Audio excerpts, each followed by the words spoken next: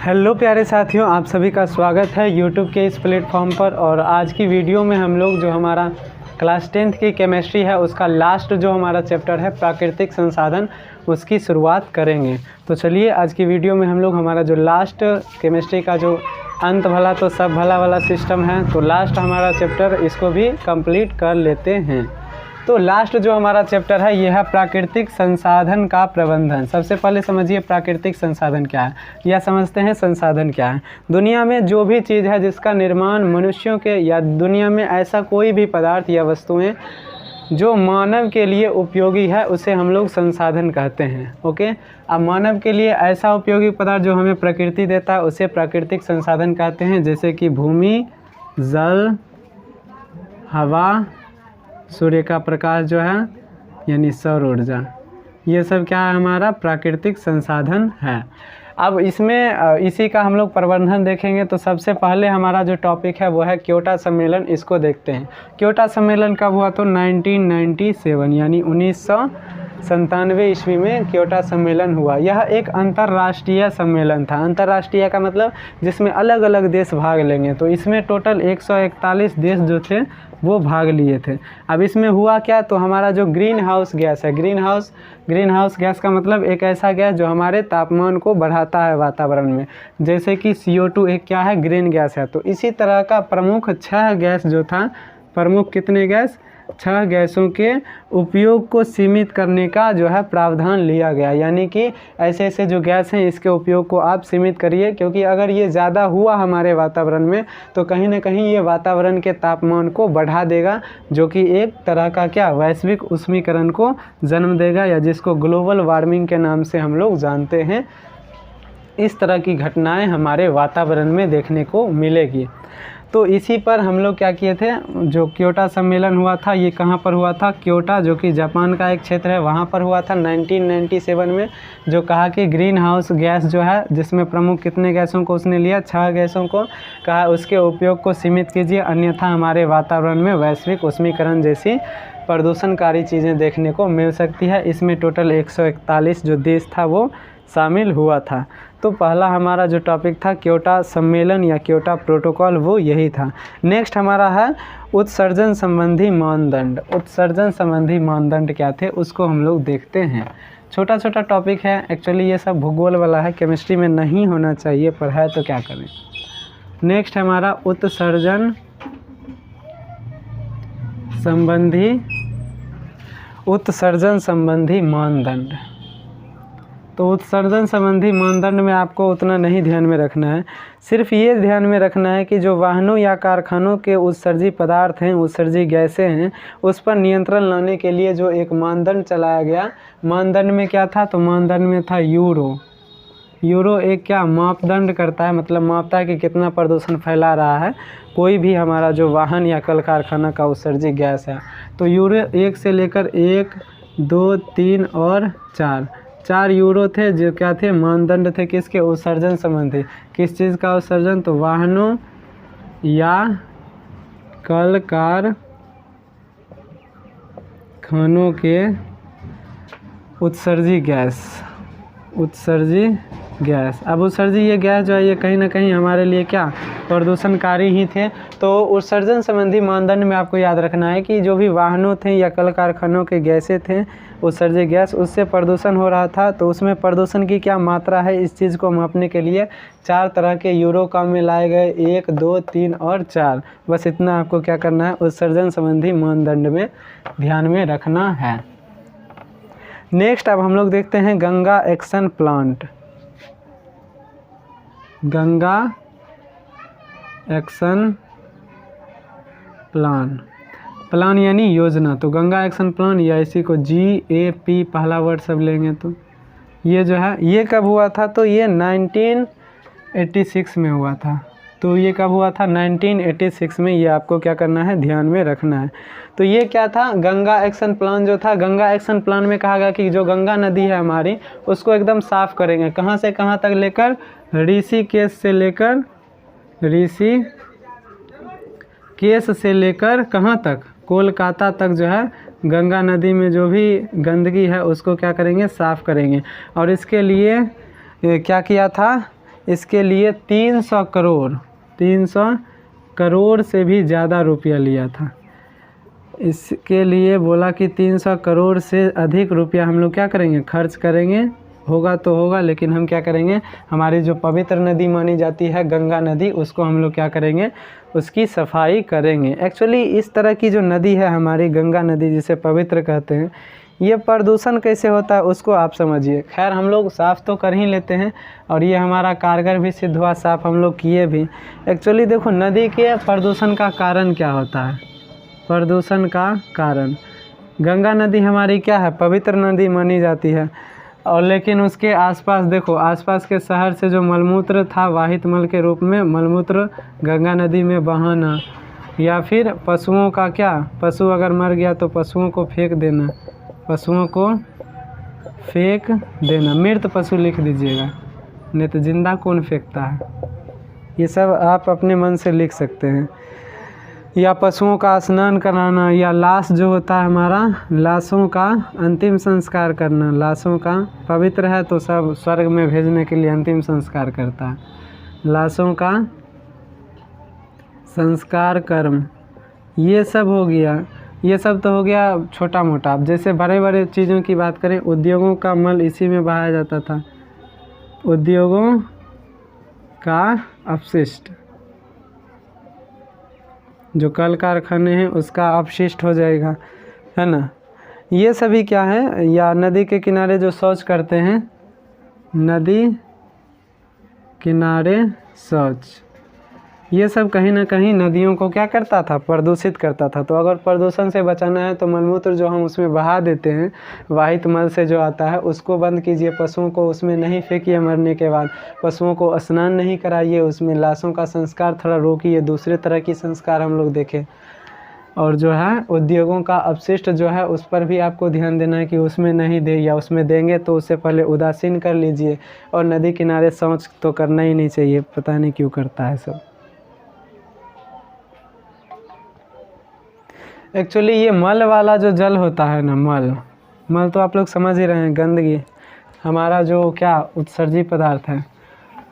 तो मल जो होता है जिस पानी में होता है ना, तो मल के होने से उस पानी में, वो जो हमारा पानी है उसमें एक विशेष तरह का बहुत ही खतरनाक जीवाणु होता है। उस जीवाणु का नाम क्या है, कॉलीफॉर्म।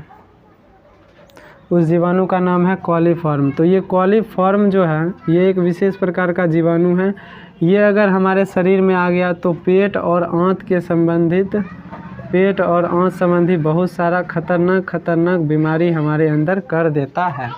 और ये होता किस में है, मल में। तो मल जैसे ही हम लोग पानी में उत्सर्जित करेंगे तो उसमें कॉलीफॉर्म जीवाणु आ जाएगा, जो कि हमारे लिए हानिकारक होगा, पेट और आंत को संक्रमित करके हमें रोग से ग्रसित करेगा।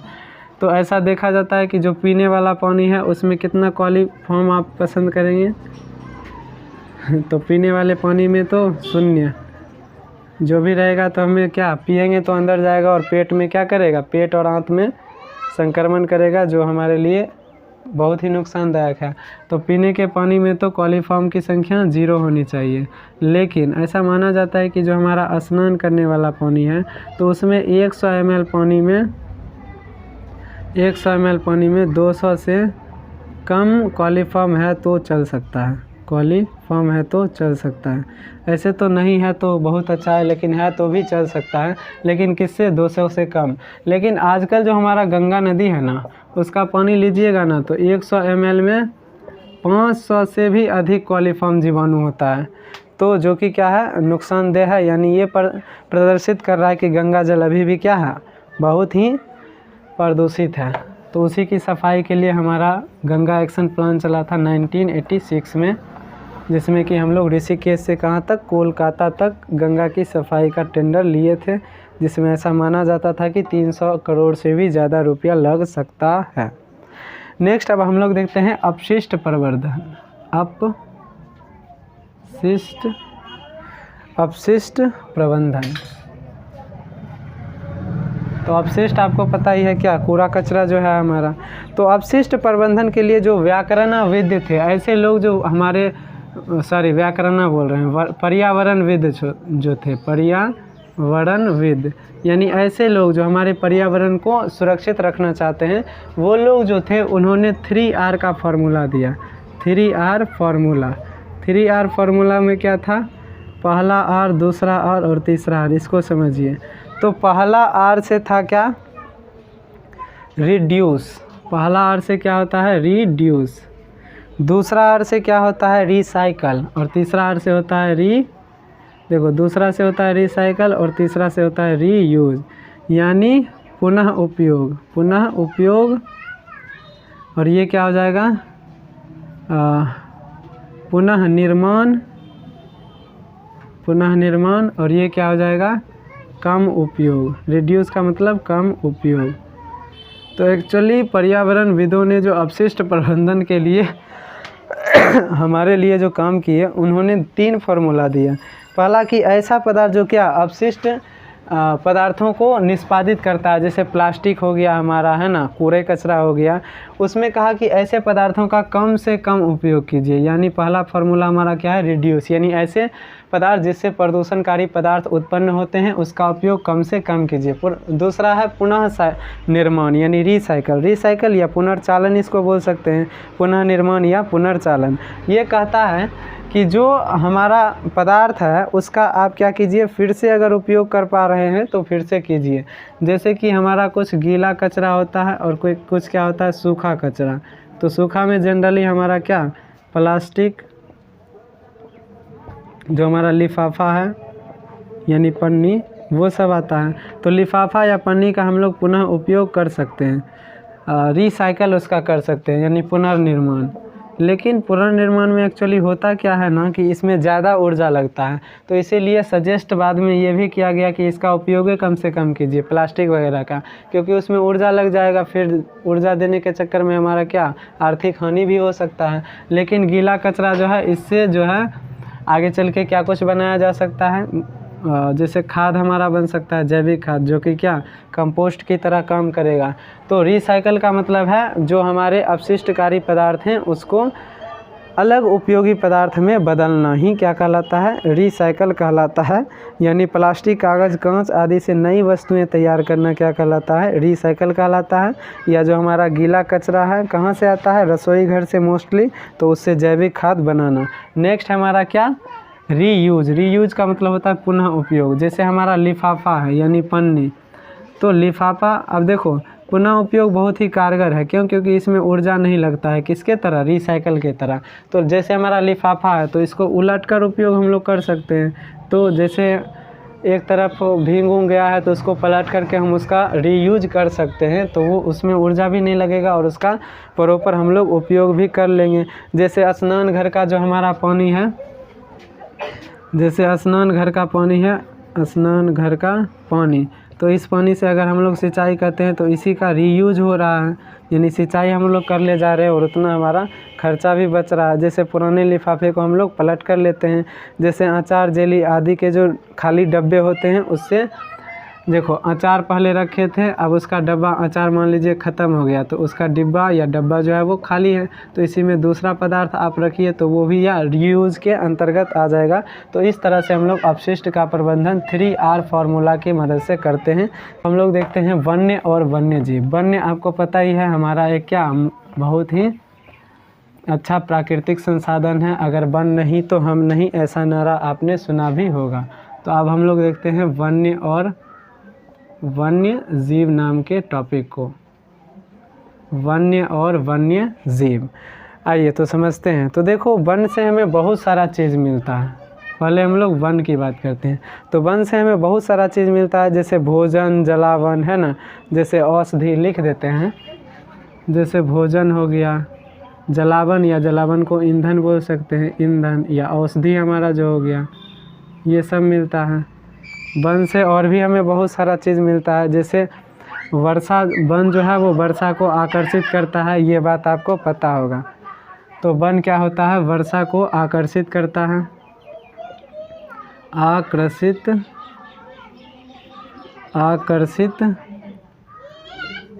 करता है। वन क्या करता है? वर्षा को आकर्षित करता है। थर्ड हम लोग क्या देखते हैं? वातावरण का ताप भी घटाता है, यानी तापमान कम करता है, ताप को कम करता है। कौन? ताप को कम कैसे करता है? ताप के लिए जिम्मेवार क्या है? ग्रीन हाउस गैस, जो कि क्या है? CO2। और वन इसको प्रकाश संश्लेषण में सोख लेता है। तो CO2 घट जाएगा तो तापमान हमारे वातावरण का कम होगा, यानी ग्लोबल वार्मिंग या जो वैश्विक उष्मीकरण जैसी समस्या है, जिस पर कि क्योटो सम्मेलन में बात भी किया जा रहा था, तो उसके लिए वनों को लगाना उसमें एक सजेशन दिया गया होगा, है ना। या हमारा नेक्स्ट हम लोग देखते हैं O2 और CO2 का CO2 का संतुलन जो है, इसमें भी वन क्या करता है? मदद करता है। नेक्स्ट हम लोग एक देखते हैं पशु चारा और ह्यूमस को भी देता है कौन? वन। पशुओं को चारा यानी पशु चारा और ह्यूमस जैसी चीज़, ह्यूमस यानी क्या? सरागला पत्ता, जो कि क्या देता है? मिट्टी को उर्वरा शक्ति देता है। तो ये भी हमें किससे प्राप्त होते हैं? वन से। तो वन से तो एक्चुअली हमें बहुत सारी चीज़ें प्राप्त होती हैं, तो इसीलिए वन हमारे लिए एक बहुत ही महत्वपूर्ण प्राकृतिक संसाधन है। तो इसका हमें क्या? संरक्षण करना चाहिए। संरक्षण के संबंध में एक आंदोलन है चिपको आंदोलन, जिसको आपको क्या करना है? ध्यान में रखना है। तो हम लोग एक आंदोलन को पढ़ते हैं जो कि क्या है? चिपको आंदोलन। चिपको आंदोलन, इसका नेतृत्व किसने किया? नेतृत्व, तो इसका नेतृत्व लाल बहुगुणा, सुंदरलाल बहुगुणा किए थे। सुंदरलाल, लाल से पहले सुंदर, तो सुंदरलाल बहुगुणा, और एक है चंडी प्रसाद भट्ट। चंडी प्रसाद भट्ट। तो सुंदरलाल बहुगुणा और चंडी प्रसाद भट्ट ने चिपको आंदोलन का क्या किया था? नेतृत्व किया था। एक्चुअली ये था क्या? तो एक उत्तराखंड का एक प्रदेश है या एक क्षेत्र कह लीजिए, जो कि क्या है? गढ़वाल रेनी ग्राम में जो पड़ता है। गढ़वाल रेनी ग्राम। तो यहाँ पर क्या हुआ? बहुत सारी स्त्रियों ने मिलकर पेड़ों की कटाई को रोका और क्या किया? पेड़ों से चिपक कर उसका नेतृत्व किया, इसीलिए इस आंदोलन का नाम चिपको आंदोलन पड़ा। ऐसा ही केस राजस्थान में भी देखा गया। राजस्थान में भी चिपको आंदोलन के तरह ही एक महिला थी। कौन? अमृता देवी, जिसके नेतृत्व में क्या हुआ? बहुत सारी महिलाएं आई और पेड़ों से चिपककर पेड़ों की कटाई को रोका। तो वो भी वन समर्थन किए। तो वो भी इसीलिए आजकल भारत सरकार जो है वन्य संरक्षण के लिए एक राष्ट्रीय पुरस्कार देती है, जो कि क्या है? अमृता देवी विश्नोई के नाम से आपको पुरस्कार दिया जाता है अगर आप वन को अच्छे से संरक्षित करते हैं। तो यह एक राष्ट्रीय पुरस्कार है। तो राष्ट्रीय पुरस्कार है तो कौन देगा? भारत सरकार।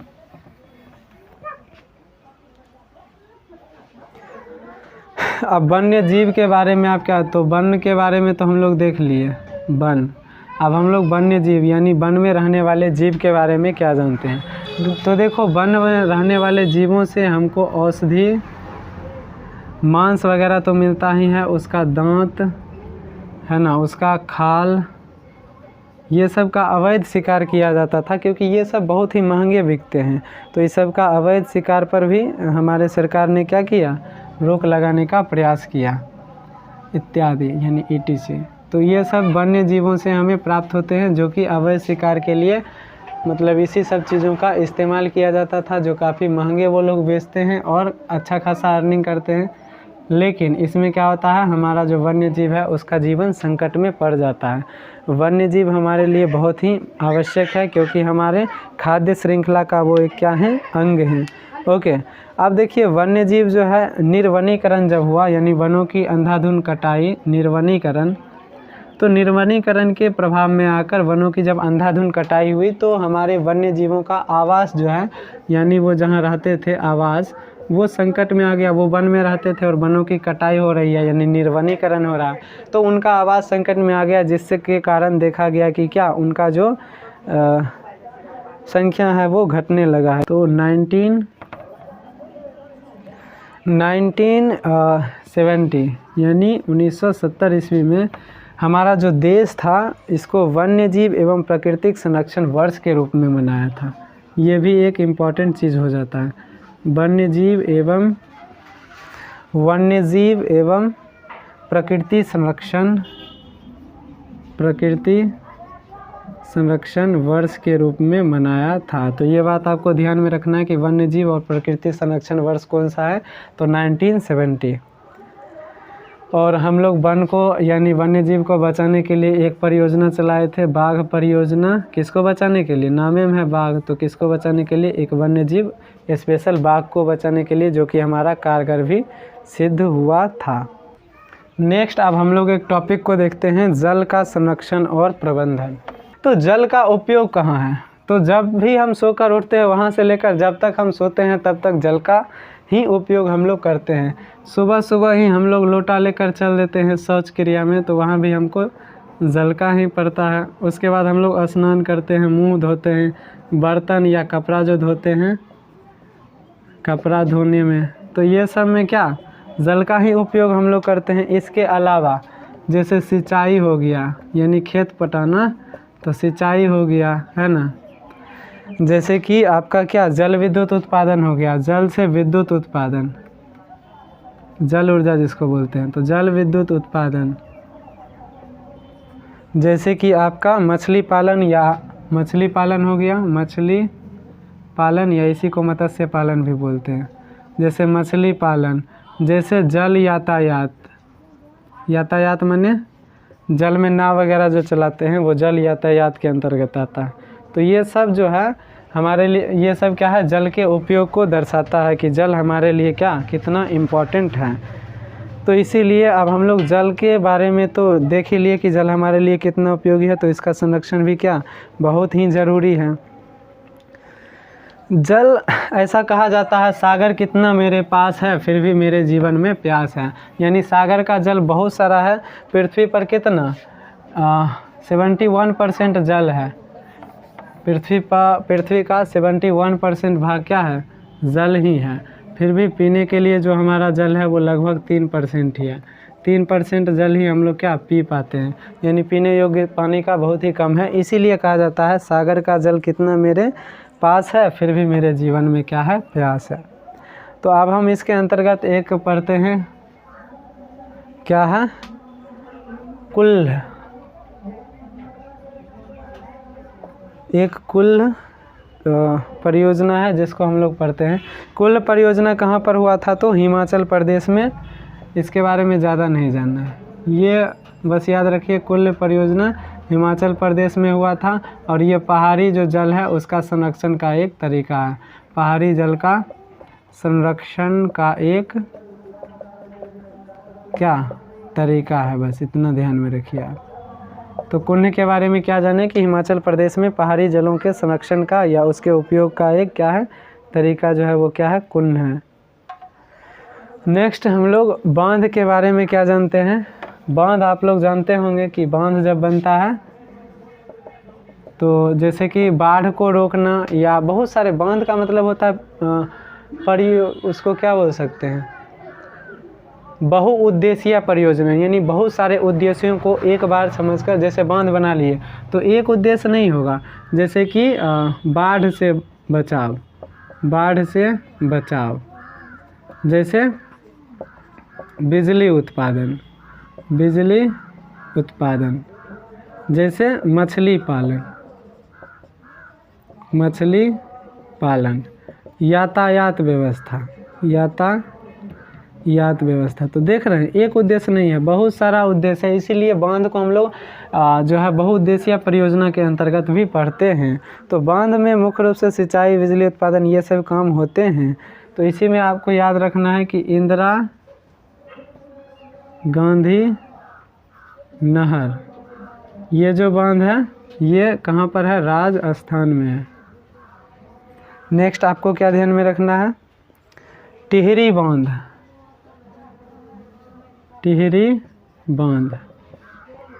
जो टिहरी बांध है वो कहाँ पर है, उत्तराखंड में भागीरथ या गंगा नदी पर है। तो टिहरी कहाँ पर है, उत्तराखंड में भागीरथ या उसको क्या बोल सकते हैं, गंगा नदी। गंगा को ही भागीरथी, देव नदी वगैरह बोलता है, गंगी लिख दिए, गंगा नदी पर है। तो दूसरा ये ध्यान में रखना है। तीसरा आपको याद रखना है सरदार सरोवर, सरदार सरोवर बांध। तो सरदार सरोवर बांध कहाँ पर है? गुजरात में नर्मदा नदी पर, गुजरात में नर्मदा नदी पर। तो इसको भी आपको क्या करना है? ध्यान में रखना है।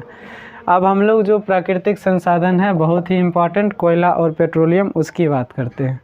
हम लोग समझते हैं कोयला और पेट्रोलियम के बारे में। कोयला और पेट्रोलियम, देखिए कोयला और पेट्रोलियम जो है ये एक क्या है? जीवाश्म ईंधन है। जीवाश्म हम लोग क्यों कह रहे हैं अभी समझ में आ जाएगा। जीवाश्म ईंधन है। कैसे? देखो, जब पेड़ पौधे किसी प्राकृतिक घटनाओं के कारण मिट्टी के नीचे दब जाते हैं तो लाखों करोड़ों वर्षों बाद वो क्या होते हैं? उच्च दाब और उच्च ताप में आकर पेड़ पौधे कोयला में बदल जाते हैं। वहीं जब जीव जंतु प्राकृतिक घटनाओं के कारण क्या भूमि के नीचे, मिट्टी के नीचे दब जाते हैं तो लाखों करोड़ों वर्षों बाद वो पेट्रोलियम में बदल जाते हैं। तो चूँकि ये जीव से बने हैं इसीलिए इसको जीवाश्म ईंधन भी बोलते हैं। ईंधन का मतलब ये जलने के बाद क्या उसमें और प्रकाश देंगे तो ये क्या ईंधन है। अब देखो, इस दोनों के जलने से अल्प मात्रा में नाइट्रोजन और क्या ऑक्सीजन इसमें होता है अल्प मात्रा में। तो जलने से अल्प मात्रा में NO2 और SO2 भी निकलता है और ये क्या करता है? वर्षा के जल के साथ अभिक्रिया करके अम्ल बनाता है।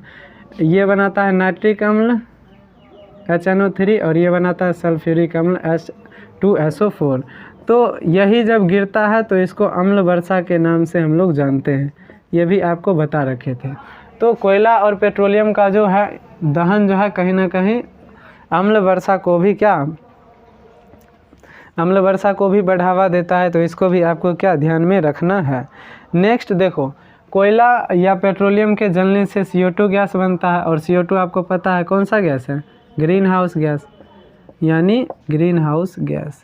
और ग्रीन हाउस गैस है तो क्या तापमान को बढ़ाएगा यानी वैश्विक उष्मीकरण का भी कारण है, वैश्विक उष्मीकरण का कारण। तो इसीलिए इसका उपयोग कम से कम करना चाहिए। क्यों? क्योंकि साथ ही और ये इसके बनने में भी लाखों करोड़ों वर्ष लग जाते हैं। तो इसीलिए कोयला और पेट्रोलियम जैसे जो जीवाश्म ईंधन है इसका उपयोग कम कीजिए, क्योंकि कहीं ना कहीं ये अम्ल वर्षा को भी प्रोत्साहन करता है और वैश्वीकरण जैसी समस्याएं भी हमारे लिए लाता है। तो हमारा ऑप्शन क्या हो जाएगा? ऑप्शनल जो यूज़ हम लोग करेंगे अगर कोयला पेट्रोलियम नहीं करेंगे तो कहा गया है कि ऐसा संसाधन का उपयोग कीजिए जो कम से कम प्रदूषण फैला रहा है और जिसका निर्माण भी तुरंत हो रहा है। तो ऐसे संसाधन को हम लोग गैर परंपरागत संसाधन कहते हैं। तो कोयला और पेट्रोलियम हमारा परंपरागत संसाधन हो जाएगा। तो गैर परंपरागत संसाधन की बात हम लोग करते हैं। तो गैर परंपरागत संसाधन क्या हो जाएंगे या साधन क्या हो जाएंगे? ऐसे पदार्थ जिसका उपयोग हम लोग करेंगे तो क्या प्रदूषणकारी चीज़ें कम बनेंगी और साथ ही ये बहुत ही कम समय में बन जाएगा। जैसे कोयला आर को बनाने में क्या लाखों करोड़ों वर्ष लगता है। तो इसके अंतर्गत सौर ऊर्जा, पवन ऊर्जा और जल ऊर्जा आता है और जल ऊर्जा आता है। सौर ऊर्जा का मतलब सूर्य के प्रकाश से जो सोलर एनर्जी होता है उसको लीजिए और उससे विभिन्न तरह के ऊर्जा बनाइए और उसका काम कीजिए। यानी सूर्य प्रकाश से जैसे बिजली बनाना, सूर्य प्रकाश से बिजली बनाना किसके अंतर्गत आ जाएगा? सौर ऊर्जा के अंतर्गत। जैसे पवन ऊर्जा है तो पवन ऊर्जा से यानी हवा से बिजली बनाना, हवा से। एक्चुअली एक टरबाइन नाम की चीज़ होती है। अब इसी टरबाइन को जब हम लोग क्या करते हैं हवा से घुमाएंगे तो घूमने से क्या बिजली बनता है और उसी को पावर हाउस में देकर डिस्ट्रीब्यूट कर दिया जाता है। तो हवा से बिजली बनाना।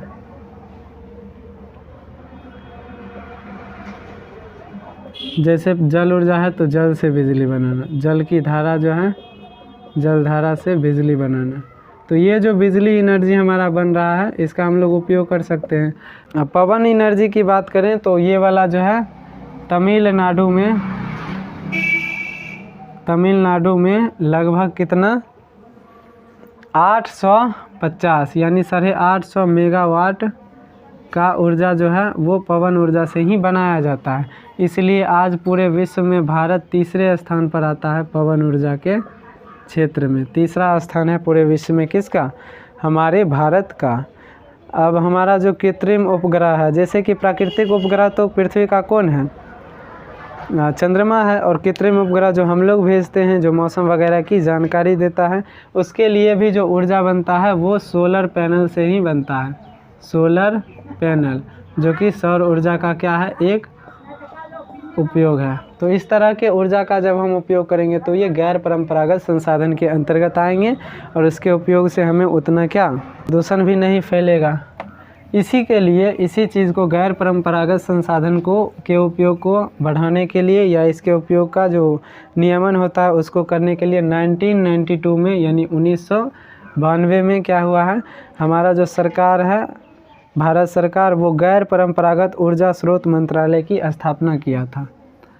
कब किया था? 1992 में। इसका काम क्या था? गैर परंपरागत संसाधनों के उपयोग को बढ़ावा देना। तो हमारा आखिरी टॉपिक है बायोगैस। आइए समझते हैं। बायोगैस का मतलब इसी को गोबर गैस भी कहते हैं। एक ऐसा गैस जो हमारा मवेशी वगैरह है उसके अपशिष्टों को गला करके अपघटित करके बनाया जाता है। तो बायोगैस में मुख्य रूप से क्या क्या रहता है? मीथेन गैस रहता है CH4, जैसे हाइड्रोजन सल्फाइड रहता है H2S, जैसे कार्बन डाइऑक्साइड रहता है CO2, है ना, यही सब गैस रहता है। जैसे हमारा जल रहता है किस रूप में? अब गैस के रूप में जल का गैसीय रूप क्या है? जलवाष्प। तो जलवाष्प रूप में ये सभी जो है हमारा क्या होता है? बायोगैस होता है। ये बनता कैसे है? मवेशियों